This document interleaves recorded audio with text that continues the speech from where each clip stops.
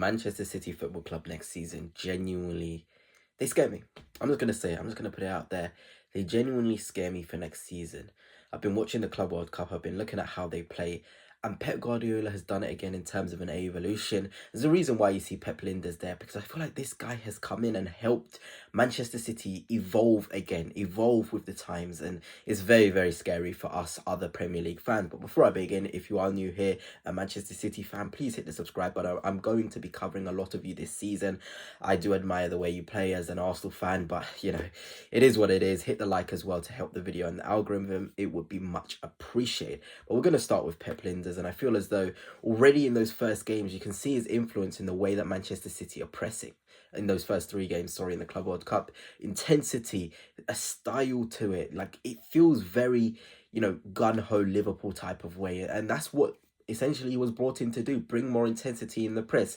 Last season, Manchester City weren't good enough in the press. With Pep Lijnders, somebody who specialises in that sort of football, it's going to elevate. And I know people say it's only Wydad, it's only Al Ain or whoever they did play, greatest respect to those teams, but they're not great. But you can argue that, but look what Manchester City did to Juventus. They were pressing high, they were intense, they were sort of just persistent with it throughout the whole 90 minutes. And with the rolling substitutions, I think that intensity just got even more as the game progressed. And it is very, very scary. But I think the place where I want to start is with these guys. The 3 signings, the unreal boys of the summer window. I feel as though these guys are just absolutely incredible.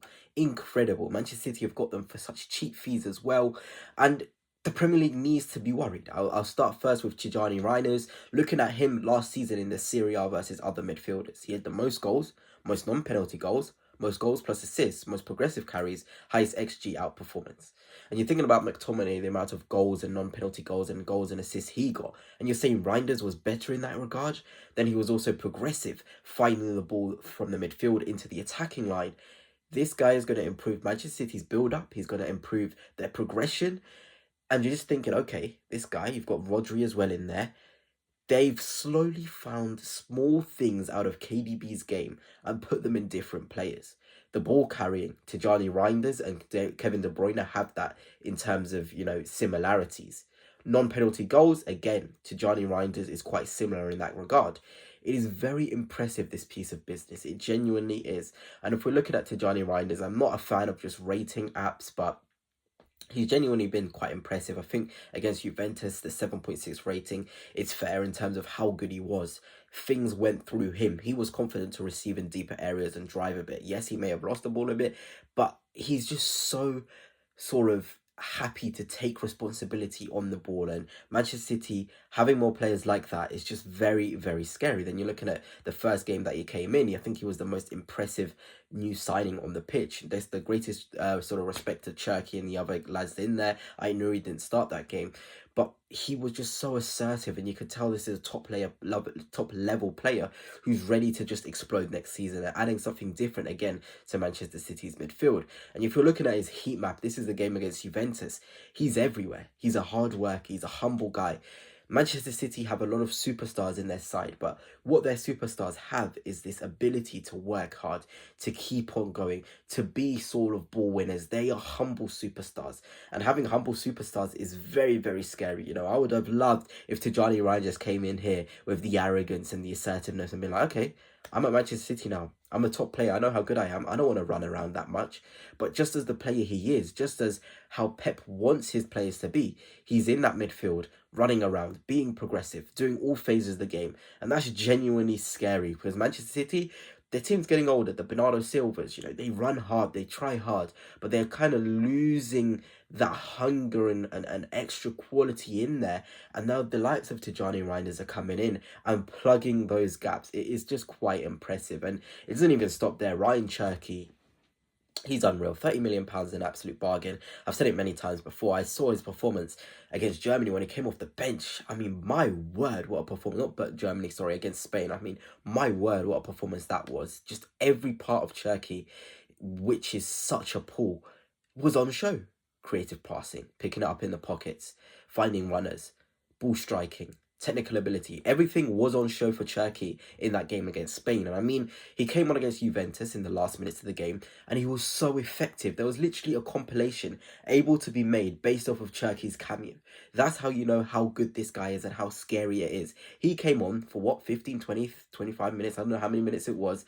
And they were able to make a compilation of how good he was. And if we're looking at his stats against Juventus, that's ridiculous.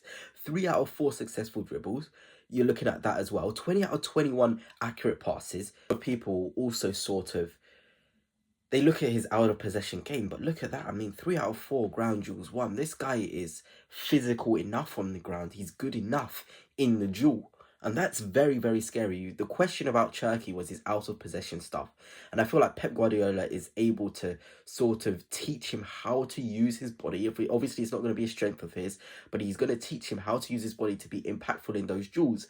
And once you have that with Cherki, along with his technical and on-the-ball quality, it's raps. It genuinely is raps. But I feel like I've left the best till last in terms of how impressive Rayan Aït-Nouri has been.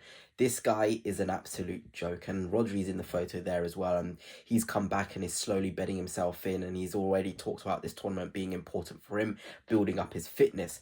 But I mean, Rayan Aït-Nouri, it's an absolute joke, the level he's showing at this Club World Cup. Against Juventus, 69 touches, 53 out of 53 passes completed.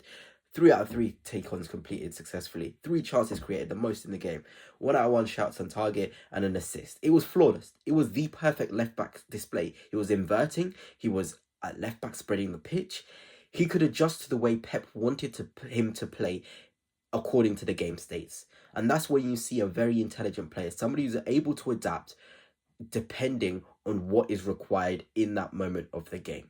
It's unicorn-like from Rayan Aït-Nouri to really be able to adapt in the way he does. I was just so impressed, genuinely, with how he's adapted to Manchester City, even coming off the bench, even starting in the previous game. He's looked at like one of the steals of the summer. You almost want to send Wolves another 15 million because it seems so unfair that Manchester City have a player of this quality for so cheap. And I mean, I'm just looking at this lineup again. I mean, my word, it's incredible. This is not even Manchester City's strongest side. I'd probably take out Bernardo Silva and put in, I don't know, probably, you can put in Phil Foden, you can put in Cherki there, you can put anyone there. You're looking at Gvardiol, who's probably should start over Akanji. You're looking at Ake, one of the best, again, defensive left-backs, but also centre-halves. You're looking at the right-back position, and you're like, if City sort that out, Núñez is already shown quality there, and he's already been really good. But if City can get themselves an out-and-out right-back, it's scary. Marmoush as well up front. Haaland would be starting. Rodri, Edison, Ortega's the backup keeper. Manchester City are genuinely scary, the options they've got in their squad. And I was looking at their bench. Haaland could come off. Foden, Gundogan, Cherki, Nico O'Reilly, Bettinelli and Ortega.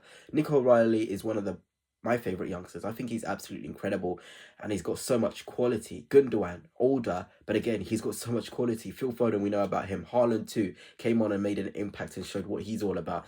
Manchester City's depth is unreal. And you're just thinking about the Premier League squad. Who's going to miss out? They're already not being able to bring in Grealish. This City side is absolutely stacked, I'm telling you. And you're looking at these players here, Gvardiol, Ake, other players that have not been playing that much this tournament. Vitor Reis was signed. Nico Gonzalez was signed. They have so much quality, so much depth. And Pep Guardiola is going to have a field day with the quality he can choose from. I think next season, they genuinely are pretty strong favourites for me to win the Premier League. We know they've got the winning mentality and they've got now the squad, the quality, the refresh, the rebuild. It may take time, but Manchester City are ones to watch next season. And of course, Pep is evolving. I was looking at the game. He now has his fullbacks playing wider rather than inverted. He's changing with the times. And the worst thing you could have as an opposition is Pep Guardiola managing to adjust to the times, to the new tactics, to everything. Because, my word, Manchester City are just going to be even more potent and more aggressive and even better. It is insane how good Manchester City have been at this Club World Cup. And I'm genuinely, as not a neutral because I'm an Arsenal fan, but as a football fan, I'm excited to see how they do next season in terms of the new talent they've got and the new desire and hunger.